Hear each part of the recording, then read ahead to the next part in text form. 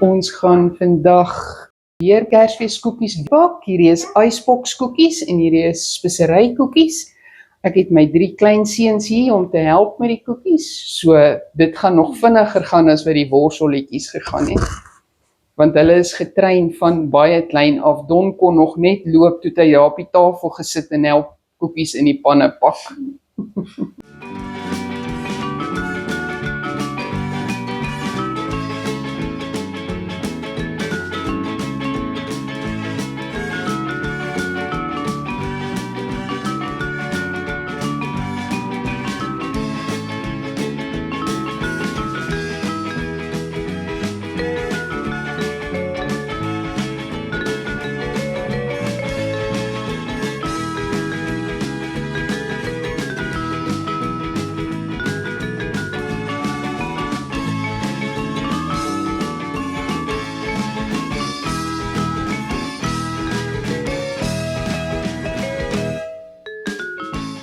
Soos julle kan sien, dis nie vir ons nodig om vir een van hulle te wys wat om te doen nie.